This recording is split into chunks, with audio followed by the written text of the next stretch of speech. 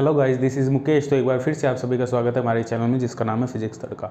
तो आज हम डिस्कस करेंगे न्यूक्लियर फिजिक्स के। हम देखो जो हमने न्यूक्लियर फिजिक्स सीरीज़ है वो शुरू कर रखी है CSIR नेट JRF के लिए, जिसमें हमने 4 या 5 लेक्चर कर लिए हैं। जिसमें हमने शेल मॉडल डिस्कस कर लिया, शेल मॉडल में मैग्नेटिक मोमेंट और क्वाड्रपोल मोमेंट डिस्कस किया था। उसके बाद हमने बाइंडिंग एनर्जी और semi empirical mass formula discuss किया था। उसके बाद हमने बाइंडिंग एनर्जी पे कुछ जो सेमी एम्पेरिकल मास फार्मूला उसकी एप्लीकेशन डिस्कस की थी। ठीक है, उसके 3-4 एप्लीकेशन हैं। To find the atomic mass, to find the mirror, to find the radius of mirror nuclei and to find the most stable isobar. ये एप्लीकेशन हमने discuss की थी। और जो लास्ट वीडियो थी हमने उसमें डिस्कस किए थे क्वेश्चंस।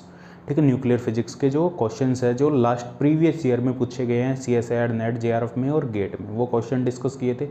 ये पार्ट सेकंड है, इसमें भी हम क्वेश्चन ही डिस्कस करेंगे। इसके बाद हम नया टॉपिक स्टार्ट करेंगे। ठीक है, न्यूक्लियर फिजिक्स का जो नेक्स्ट लेक्चर होगा वो इसके बाद स्टार्ट होगा। तो जो 2 लेक्चर है वो न्यूमेरिकल पे है और बाकी 4 या 5 लेक्चर थ्योरी के थे। ठीक है, तो न्यूक्लियर कंप्लीट करने के बाद हम एटॉमिक में मूव करेंगे, एटॉमिक फिजिक्स। ठीक है, एटॉमिक एंड मॉलिक्यूलर फिजिक्स। देखो जो न्यूक्लियर और एटॉमिक है वो तुम्हारा अराउंड जून लास्ट तक कंप्लीट हो जाएगा। ठीक है, जून लास्ट तक वो जो एटॉमिक और न्यूक्लियर है वो कंप्लीट करवा दूंगा मैं। उसके बाद हम क्वांटम स्टार्ट करेंगे। क्वांटम में जो तुम्हारा हार्मोनिक ऑसिलेटर वगैरह है, उसके बाद तुम्हारा हाइड्रोजन एटम और पर्टर्बेशन थ्योरी, वेरिएशनल प्रिंसिपल, ठीक है, इन सब के बारे में हम डिस्कस करेंगे। ठीक है, तो फुल कोर्स होगा यहाँ पे CSIR नेट JRF का फुल कोर्स करवाऊंगा और फ्री होगा। ठीक है, ये हमारा जो टारगेट है वो दिसंबर 2020 का टारगेट है और जो गेट है वो फरवरी, जो गेट 2021 गेट जो फरवरी में होता है उसका हमारा टारगेट है। ठीक है, तो फुल कोर्स होगा और फ्री होगा एकदम सभी। मतलब इस पर धीरे धीरे जो कंटेंट है उसका लेवल भी बढ़ेगा। ठीक है, क्योंकि उसको जो नंबर ऑफ क्वेश्चन है, ठीक है, वो भी अच्छे वाले होंगे। ऐसे नहीं है जो प्रीवियस ईयर ही है वही क्वेश्चन होंगे, और अच्छे वाले क्वेश्चन होंगे। जो लेवल के क्वेश्चन हैं वो यहाँ पे डिस्कस होंगे। ठीक है, तो देखो जो न्यूक्लियर फिजिक्स है बहुत इजी सब्जेक्ट है, इजी क्वेश्चन बनते हैं, आराम से तुम सॉल्व। इसमें जो पार्टिकल फिजिक्स है वो भी 3 या 4 या 5 लेक्चर का पार्टिकल फिजिक्स होगा, वो हम डिस्कस करेंगे पार्टिकल फिजिक्स को भी। उसके भी क्वेश्चन बहुत इजी बनते हैं।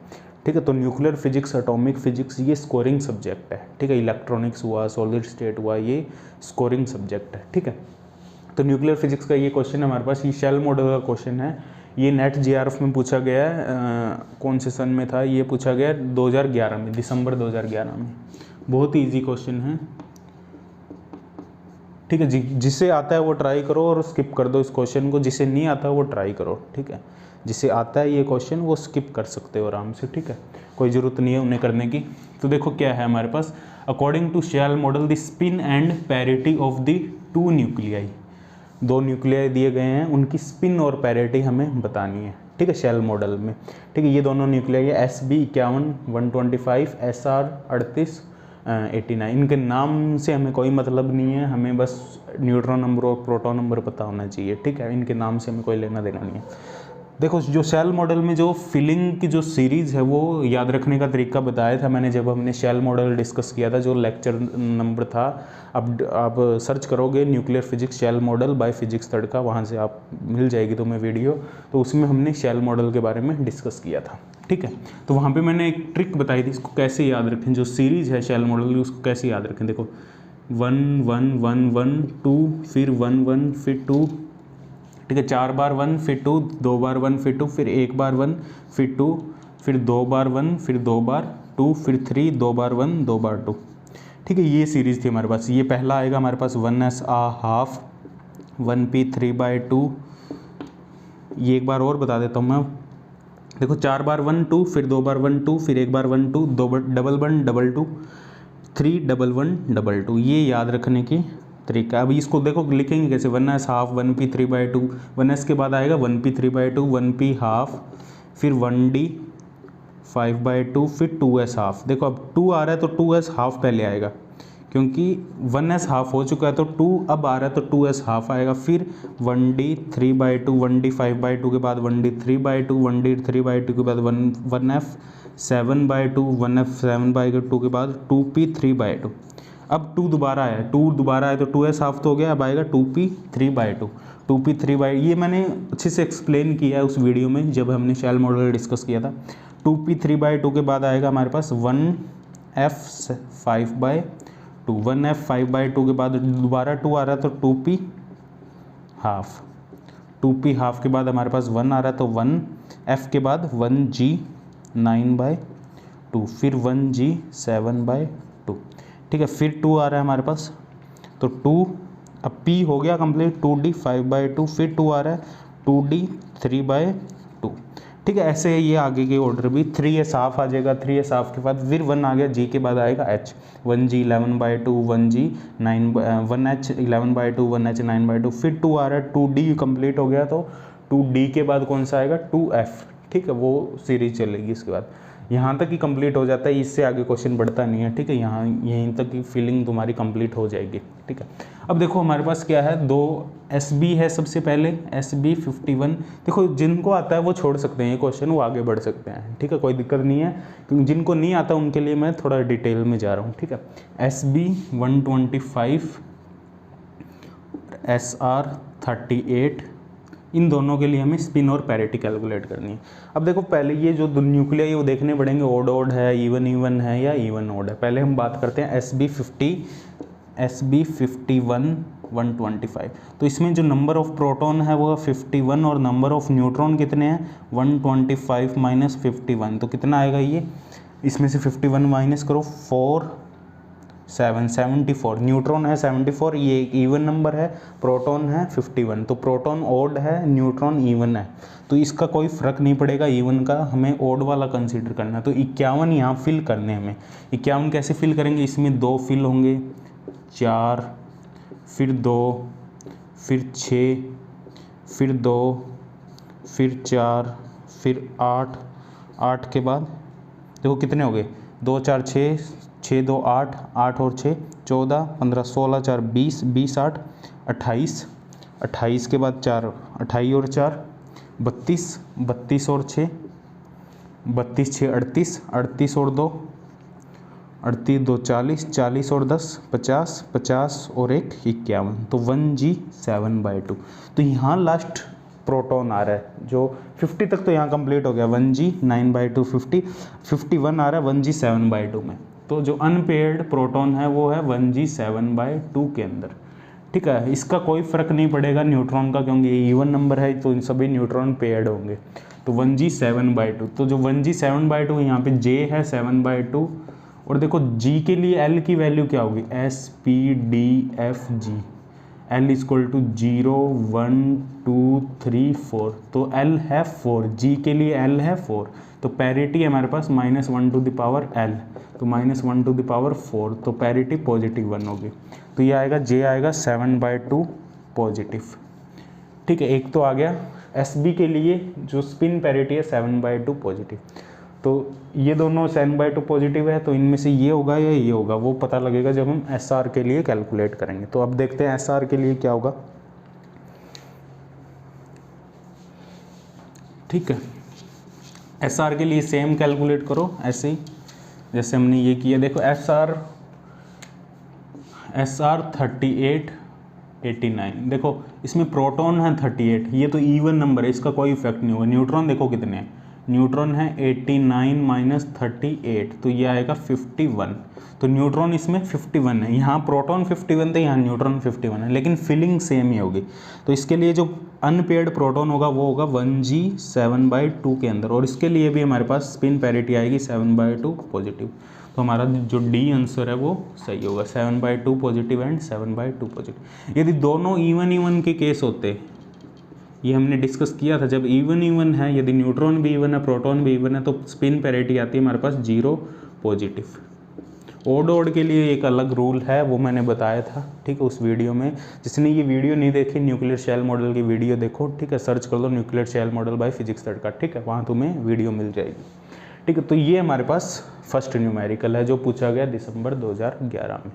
अब हम डिस्कस करते हैं सेकंड न्यूमेरिकल के बाद। नेक्स्ट क्वेश्चन है हमारे पास बाइंडिंग जो सेमी एम्पेरिकल मास फॉर्मूला उस पर है, ठीक है। सेकंड क्वेश्चन ये भी प्रीवियस ईयर में नेट में पूछा गया है, नेट 2016 में पूछा गया है ये, ठीक है, बहुत ही ईजी है, ठीक है, सिंपल सा क्वेश्चन है। लेकिन यहाँ से तुम्हें मैं फार्मूला बाइंडिंग जो सेमी एम्पेरिकल मास फार्मूला उसका फार्मूला याद करवाने के लिए न्यूमेरिकल करवा रहा हूँ, लेकिन इस न्यूमेरिकल में कुछ है नहीं इतना, ताकि मैं ये इसलिए करवा रहा हूँ ताकि तुम्हें जो सेमी एम्पेरिकल मास फार्मूला है उसका जो फार्मूला है वो याद हो जाए तुम्हें, ठीक है।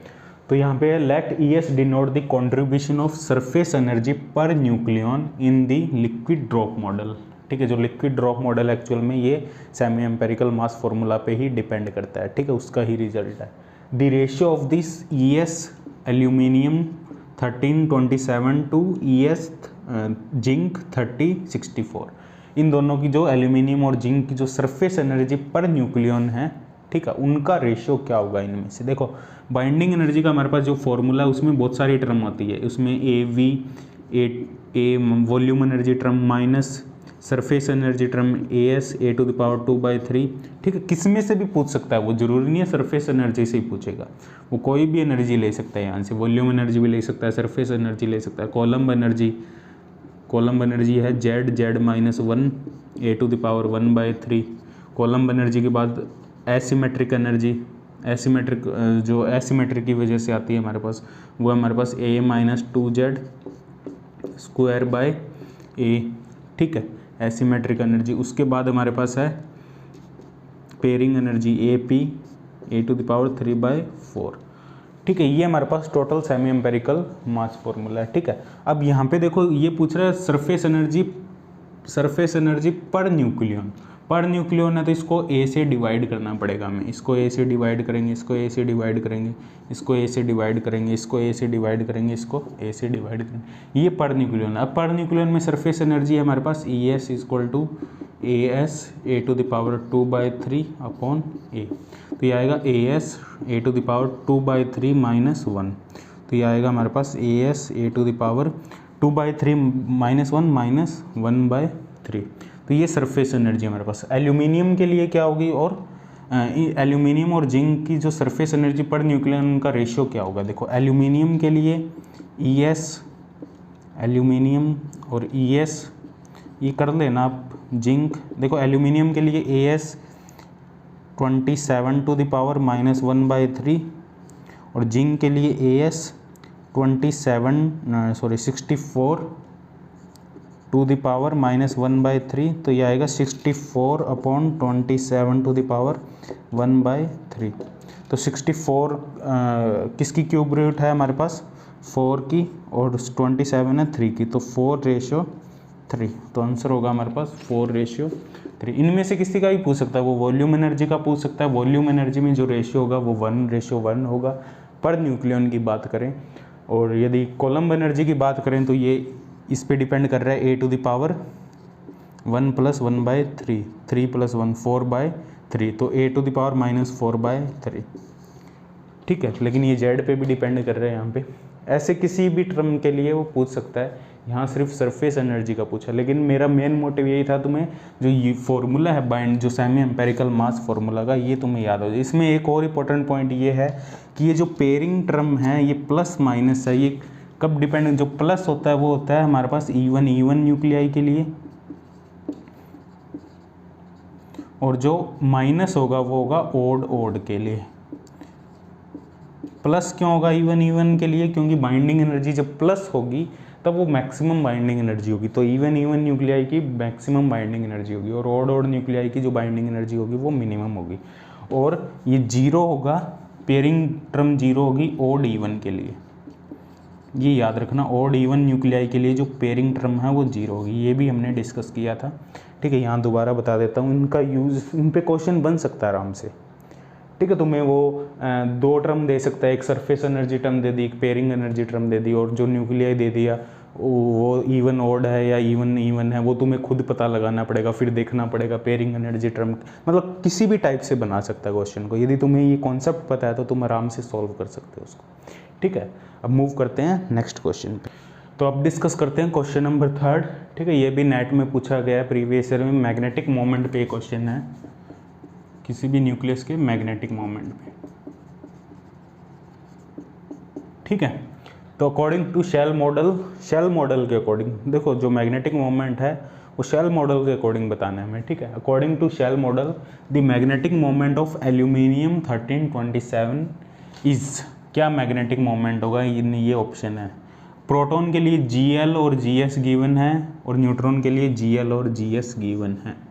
देखो मैग्नेटिक मोमेंट का जो फॉर्मूला होगा हमें Gl और Gs यूज़ करने की ज़रूरत नहीं है, क्योंकि ये जो हमने फॉर्मूला देखो हमने जब शेल मॉडल के बाद में एक और वीडियो में डिस्कस किया था मैग्नेटिक मोमेंट और क्वाड्रपोल मोमेंट के बारे में, ठीक है, वो वीडियो हमने की थी, उसमें मैंने फॉर्मूले लिखे थे मैग्नेटिक मोमेंट के प्रोटॉन के लिए और न्यूट्रॉन के लिए अलग अलग, ठीक है। तो प्रोटॉन के लिए भी 2 फॉर्मूले थे, न्यूट्रॉन के लिए भी 2 फॉर्मूले थे। वो डिपेंड कर रहा है जो एल्यूमिनियम 1327 है उसकी स्पिन पैरिटी क्या है, पहले हमें इसकी स्पिन पैरिटी देखनी पड़ेगी। तो जो प्रोटॉन के लिए मैग्नेटिक मोमेंट के जो फॉर्मूला था वो था J + 2.29, ठीक है, μn, और J है टोटल स्पिन या टोटल एंगुलर मोमेंटम, ये था J = L + ½ के लिए, और J म्यू था J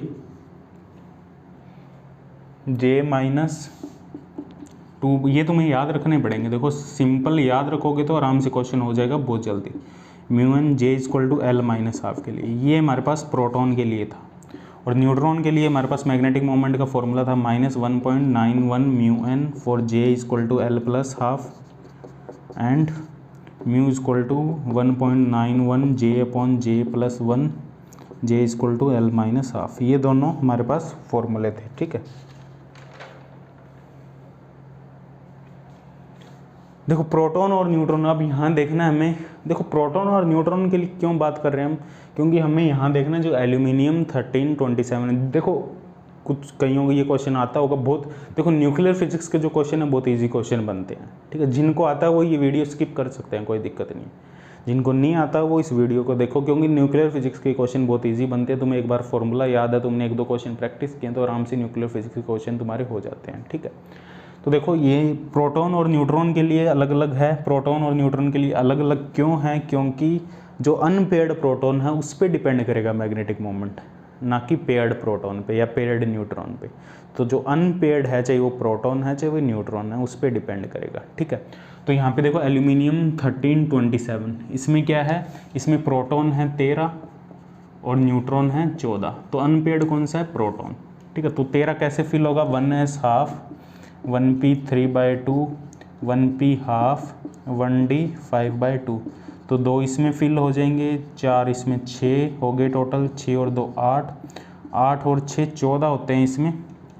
देखो 2 4 6, 6 2 8, हमें फिल कर दें 13, इसमें 6 फिल होंगे तो 14, इसमें करेंगे हम 5, ठीक है। इसमें हम फिल करेंगे 5, 2 4 6 2 8, 8 और 5 13, तो 13 फिल हो गए। इसमें से 2 4 होंगे, इसमें टोटल 5 है, तो ये दोनों पेयर्ड होंगे, ये दोनों पेयर्ड होंगे, ये अनपेयर्ड होगा। तो अनपेयर्ड है हमारे पास 5/2, ठीक है। इसके लिए J होगा 5/2 और उसकी जो पैरिटी होगी वो होगी पॉजिटिव, क्योंकि -1 to the power 2, -1 to the power 2 होगा +1, ठीक है। पैरिटी की हमें ज़रूरत ही नहीं है यहाँ पे। तो देखो J 5/2 है, J 5/2 और L है यहाँ पे 2, क्योंकि D शेल में आ रहा है तो L है 2, तो J है L + ½ तो L + ½ के लिए। और प्रोटॉन, ये प्रोटॉन है अनपेयर्ड, क्योंकि न्यूट्रॉन तो पेयर्ड है। यदि न्यूट्रॉन को फिल करेंगे तो यहाँ 6 आ जाएगा, न्यूट्रॉन तो पेयर्ड है, न्यूट्रॉन कोई असर नहीं होगा। तो प्रोटॉन को देखना है, तो प्रोटॉन के लिए L + ½ के लिए फॉर्मूला ये, तो यहाँ फॉर्मूले में रखो 5/2 + 2.29 μn। तो 5/2 है 2.5 + 2.29 μn। देखो Gl और इसकी ज़रूरत नहीं है हमें, तो 2.5 + 2.29 4.79 μn। तो ये आंसर होगा हमारे पास 4.79 μn, ठीक है। जीरो कब होगा मैग्नेटिक मोमेंट, जीरो होता है जब दोनों इवन होते। यदि दोनों इवन न्यूक्लियर, जो प्रोटॉन और न्यूट्रॉन है दोनों इवन होते, तो जो मैग्नेटिक मोमेंट है वो जीरो होता है, ठीक है, डायरेक्ट, क्योंकि सभी पेयर्ड होते हैं। उसमें पेयर्ड होते तो कोई भी मैग्नेटिक मोमेंट नहीं होता, ठीक है। उसका मतलब मैग्नेटिक फील्ड में उसको रखते तो उस पर कोई भी इफेक्ट नहीं होता, ठीक है। तो ये हमारे पास मैग्नेटिक मोमेंट है, ठीक है। ये फॉर्मूले तुम्हें याद रखने पड़ेंगे, 1-2 बार लिखोगे तुम्हें आराम से याद हो जाएंगे, इससे तुम डायरेक्ट कर सकते हो कैलकुलेट, क्योंकि Gl Gs की वैल्यू बदलेगी नहीं, कभी भी सेम रहेगी। और ये Gl और Gs की वैल्यू को कंसिडर करके ही कैलकुलेट किए गए हैं फॉर्मूले, ठीक है। उसके बाद मूव करते हैं हम नेक्स्ट क्वेश्चन डिस्कस करते हैं। क्वेश्चन नंबर 4, ठीक है। शेल मॉडल का ही क्वेश्चन है लेकिन थोड़ा सा अलग है। एक्साइटेड स्टेट पे क्वेश्चन है ये, एक्साइटेड स्टेट क्या होती है, ठीक है। एक्साइटेड स्टेट कैसे फाइंड करते हैं शेल मॉडल पे, ठीक है। इस पर हमने क्वेश्चन पहले भी किए हैं जब हमने न्यूक्लियर शेल मॉडल डिस्कस किया था, ठीक है। नेक्स्ट क्वेश्चन, अब एक और क्वेश्चन डिस्कस कर रहे हैं। जिसको आता है वो स्किप कर सकता है, इसको पढ़ लो क्वेश्चन को, जिसको आता है वो स्किप कर सकता है, ठीक है। तो ये देखो हमारे पास the spin parity assignment for the ground state and first excited state of isotope 28 nickel 57 in the single particle shell model. ये जो शेल मॉडल है इसको सिंगल पार्टिकल शेल मॉडल कहते हैं। सिंगल पार्टिकल क्यों कहते हैं, क्योंकि जो पार्टिकल है उसको माना गया वो सभी जो पार्टिकल मतलब न्यूट्रॉन और प्रोटॉन, और जो न्यूट्रॉन और प्रोटॉन एक सिंगल पार्टिकल है वो माना गया है एक ऐसे पोटेंशियल में। पोटेंशियल किस टाइप का पोटेंशियल है, वो सभी अदर पार्टिकल से जो अदर न्यूट्रॉन प्रोटॉन है उनसे इंटरेक्ट कर रहा हो, वो जो इंटरेक्शन पोटेंशियल है उसको एक वेल माना गया, और वो जो सिंगल पार्टिकल है उसके अंदर है। तो यहाँ पे एक न्यूट्रॉन प्रोटॉन का पोटेंशियल है, इसलिए इसको कहते हैं हम सिंगल पार्टिकल शेल मॉडल, ठीक है। अब देखो निकल क्या है, निकल में प्रोटॉन है 28 और न्यूट्रॉन है हमारे पास 57 माइनस 28, तो कितना आएगा ये 57 माइनस 28, 2 20 22 और 7 29, ठीक है। 29 हमारे पास न्यूट्रॉन है, ठीक है। तो ये पेयर्ड होंगे प्रोटॉन, तो न्यूट्रॉन अनपेयर्ड है, न्यूट्रॉन ओड नंबर है तो अनपेयर्ड है, तो न्यूट्रॉन को फिल करेंगे। तो देखो ग्राउंड स्टेट पूछी गई है और फर्स्ट एक्साइटेड स्टेट पूछी गई है। तो ग्राउंड स्टेट तो ये जो कंप्लीट इनको सीरीज ऑर्डर में फिल कर दो वो ग्राउंड स्टेट ही होगी, जो हम फिल करते हैं डायरेक्ट सिंपल ऑर्डर में एक एक करके वो ग्राउंड स्टेट ही है, ठीक है। 1s half, 1p 3/2, 1p half, 1d 5/2, फिर आएगा 2s हाफ। ये ऑर्डर मैंने बताया कैसे रिमेंबर करना है, 1f 7/2। ये देखो इसमें आएंगे 2 4 6 7 8 6 14 15 16, सॉरी 2 4 6 7 8 8 6 14 और ये आएगा हमारे पास, ये है 5/2 नेगेटिव, 6 7 8 8 6 14 15 16 16 और 8, यहाँ आएगा हमारे पास 2s हाफ के बाद आएगा 1d 3/2, ठीक है। क्योंकि 4 बार 1 फिर 2 फिर 2 बार 1, ये आएगा 1f 7/2, तो ये आएगा 4, ये आएंगे 8, तो 2 4 6 7 8 8 और 6 14 15 16 4 20 और 8 28। इसके बाद आएगा 2p 3/2, इसमें आएगा 1 2p 3/2। तो जो ग्राउंड स्टेट है वो है j = 3/2 और पैरिटी है नेगेटिव, क्योंकि पैरिटी है -1⁻1, क्योंकि l की वैल्यू 1 है यहाँ पे, क्योंकि p है, p के लिए l की वैल्यू 1 है, तो ये आएगा 3/2 नेगेटिव।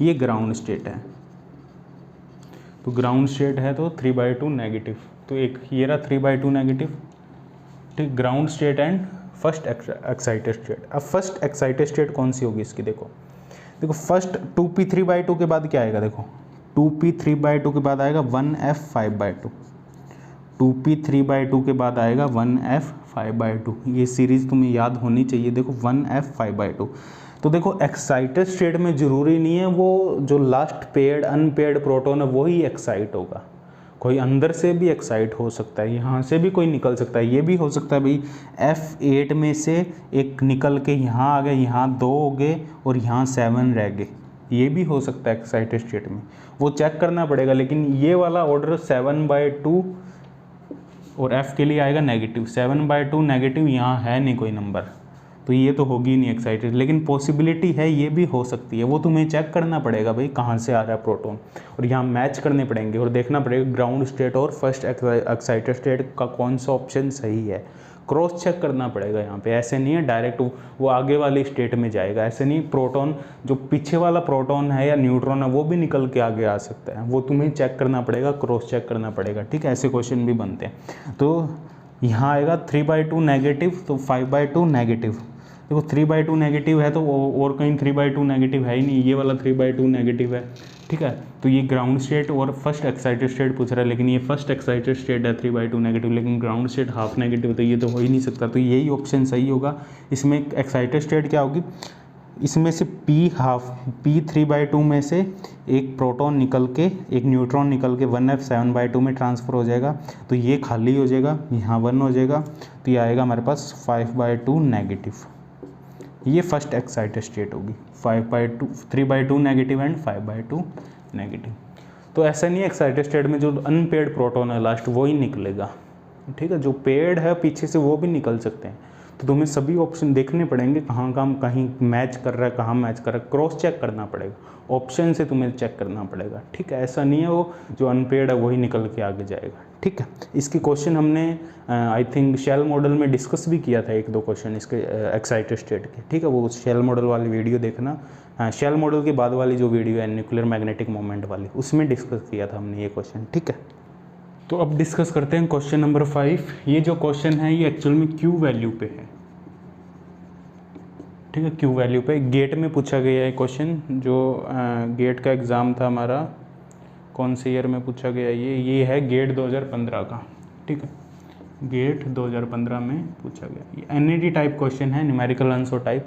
तुम्हें फिल करना है यहाँ पे अप टू 3 डेसिमल प्लेस तक, ठीक है, 3 डेसिमल प्लेस तक यहाँ नंबर फिल करना है, 10⁻³ AMU एटॉमिक मास यूनिट में, ठीक है। तो atomic mass of EU 63 and SM hydrogen and neutron are given by this respectively, ठीक है, ये एटॉमिक मासेस गिवन है हमें। Using the above information the Q value of this equation, ये जो इक्वेशन है, ये रिएक्शन है, इसकी क्यू वैल्यू हमें बतानी है। तो क्यू वैल्यू का जो फॉर्मूला है वो है मासेस ऑफ पेरेंट न्यूक्लियाई जिनसे बन रहा है, ठीक है, इनका जो टोटल मास है, रेस्ट मास कह सकते हैं हम, जो रेस्ट मास है, रेस्ट मास ऑफ रिएक्टेंट जो रिएक्ट करेंगे, minus rest mass of product, ये कह सकते हैं, ठीक है। Rest mass of reactant minus rest mass of product.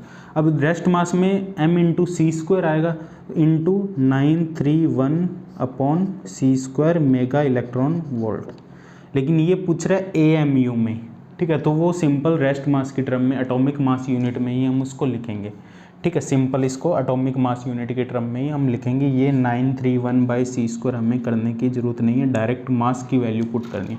इसका मास है, EU का मास है हमारे पास 151.921749 plus rest mass of neutron 1.008665 minus इन दोनों का sum, minus rest mass of product, SM का जो मास है उसका 1.51919756 plus rest mass of proton 1.007825।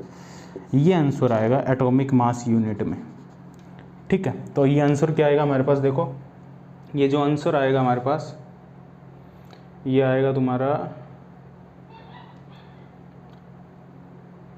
2.833 into 10⁻³ AMU।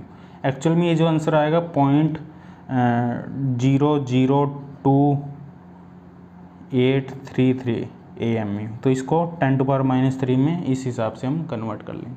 तो ये क्वेश्चन कराने का मेरा मतलब यही है, जो क्यू वैल्यू होगी किसी भी इक्वेशन की, वो होगी rest mass of reactant minus rest mass of product, ठीक है, atomic mass of reactant minus atomic mass of product, atomic mass unit में, ठीक है। यदि हम एटॉमिक मास, यदि मेगा इलेक्ट्रॉन वोल्ट में पूछा जाता तो 931 मेगा इलेक्ट्रॉन वोल्ट, ठीक है, ये लिख देते हम, इसको मल्टीप्लाई कर देते 931 मेगा इलेक्ट्रॉन वोल्ट।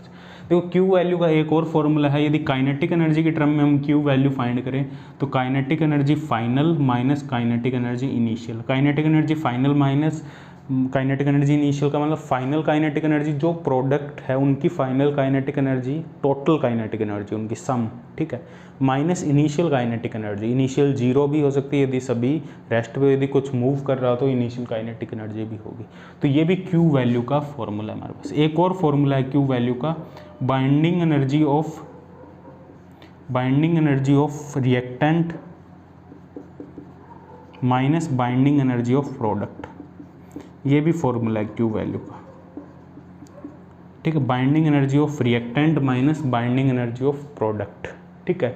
ये भी Q वैल्यू होगी किसी इसकी इसकी बाइंडिंग एनर्जी और इनकी बाइंडिंग एनर्जी, इन दोनों का जो डिफरेंस, इसकी बाइंडिंग एनर्जी मतलब U की बाइंडिंग एनर्जी, N की बाइंडिंग एनर्जी 0 होगी क्योंकि न्यूट्रॉन है, एक सिंगल न्यूक्लियन है, इसकी कोई बाइंडिंग एनर्जी नहीं होगी, सिंगल प्रोटॉन की कोई बाइंडिंग एनर्जी नहीं होगी, मतलब इन दोनों की जो बाइंडिंग एनर्जी है, ठीक है, उनका डिफरेंस, ठीक है, वो भी Q वैल्यू होगी हमारे पास। तो Q वैल्यू के 3 फॉर्मूले हैं, रेस्ट मास से निकाल सकते हैं, काइनेटिक एनर्जी से इस पर देखो, इस पर क्वेश्चन बनता है काफ़ी, इस पर अच्छा क्वेश्चन बनता है काइनेटिक एनर्जी वाले से, ठीक है, इस पर क्वेश्चन कर लेंगे हम आगे, ठीक है। इस पर भी क्वेश्चन बनता है, बाइंडिंग एनर्जी भी दी हो सकती है तुम्हें डायरेक्ट, सभी की अलग अलग बाइंडिंग एनर्जी दी हो सकती है, न्यूट्रॉन और प्रोटॉन की बाइंडिंग एनर्जी 0 होगी क्योंकि एक सिंगल न्यूक्लियन है, ठीक है। तो इनकी बाइंडिंग एनर्जी का जो डिफरेंस होगा वो हमारे पास Q वैल्यू होगी, ठीक है। लास्ट क्वेश्चन है, ये होमवर्क है तुम्हारा, ठीक है, तुम्हें खुद सॉल्व करना है, ठीक है, मिरर न्यूक्लियाई पे ये क्वेश्चन, ठीक है। ये जो क्वेश्चन है हमारे पास गेट का क्वेश्चन है, गेट 2008 में पूछा गया है ये क्वेश्चन, गेट 2008, खुद सॉल्व करना, ना हो तो कमेंट बॉक्स में कमेंट करना, ठीक है। यदि कमेंट आएंगे कमेंट बॉक्स में कि इस क्वेश्चन नहीं हुआ तो नेक्स्ट लेक्चर में हम इसको स्टार्ट करेंगे सबसे पहले, फिर हम नेक्स्ट लेक्चर पे डिस्कस करेंगे, ठीक है। तो क्वेश्चन 6 है हमारे पास, the mass difference between a pair of mirror nuclei, जो कार्बन 11 6 और बोरॉन 5 11 है, इनका जो मास डिफरेंस है वो हमें गिवन है डेल मेगा इलेक्ट्रॉन वोल्ट पर c², ये मास डिफरेंस है, डेल से इसको दिया गया है, ठीक है। According to the semi empirical mass formula, the mass difference between the pair of mirror nuclei, इन दोनों का मास डिफरेंस पूछा है, दो मिरर न्यूक्लियाई का मास डिफरेंस गिवन है, दो अलग पेयर न्यूक्लियाई दिए गए, उनका मास डिफरेंस इन्होंने पूछा है, इन्होंने प्रोटॉन और न्यूट्रॉन का रेस्ट मास दिया है, ठीक है। तो इनका यूज़ करना और मास डिफरेंस फाइंड करना है इन दोनों का, इसकी टर्म में। तो देखो जो मास डिफरेंस का फॉर्मूला है वो हमने देखा था थ्योरी में, mp - mn plus 2ac upon a⁻1/3 Z1 - 1, और जो Z1 था वो हायर ऑर्डर वाला प्रोटॉन था, higher order proton, higher number proton या हायर ऑर्डर प्रोटॉन, मतलब हायर नंबर प्रोटॉन था हमारे पास, ठीक है, हायर नंबर वाला प्रोटॉन था, यहाँ 6 है, यहाँ 9 है, ठीक है, हायर नंबर वाला प्रोटॉन। तो इसका यूज़ करना है, इसके लिए पहले डेल इक्वल रखना, यहाँ पे Z1 इसकी इन्फॉर्मेशन आ जाएगी, ठीक है, Z1 और A, फिर इसके लिए यही सेम फार्मूला यूज़ करोगे, फिर इसको, इसका जो मास डिफरेंस है डेल की टर्म में तुम्हें कैलकुलेट करना है। यहाँ से AC हमें अननोन है, तो AC की वैल्यू यहाँ से उस फॉर्मूले में पुट करोगे तो यहाँ से आंसर जो आएगा इसका वो आएगा D, I think answer D आएगा, ये चेक कर लेना, ठीक है। ये सॉल्व करना, ना हो तो फिर हम इसको डिस्कस करेंगे।